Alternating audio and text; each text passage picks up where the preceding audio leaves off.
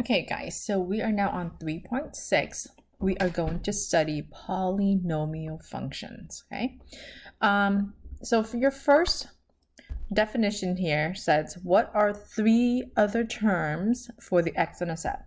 Now, if your note outlines has the word two other terms, can you cross it out and write three other terms for the x in a set?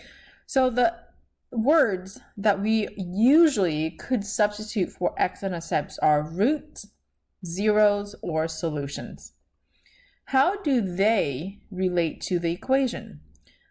The x-intercept, the roots, the zeros, or the solutions, they are all on the x-axis. That means your y value must equal to 0. How do you change the equation from standard form to intercept form? So to go from standard form to intercept form, guys, we just have to factor it. What is the degree of the function?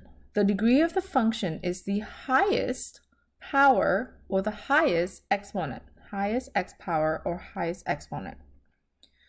What does that tell you about the number of x-intercept? The degree, guys, is related to the max, the most numbers of x-intercept or solutions or roots that the function has.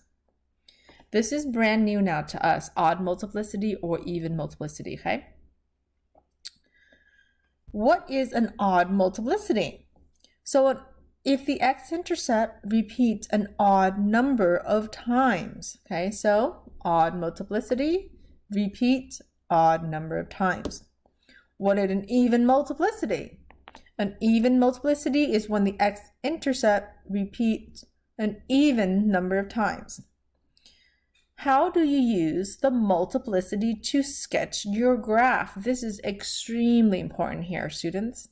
Odd multiplicity, your graph will cross, okay, over the x-axis.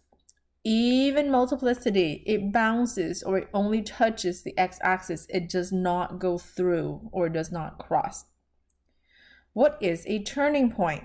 Turning point for our particular class, we're just going to make it really simple. It's the vertex, which is either a minimum or a maximum.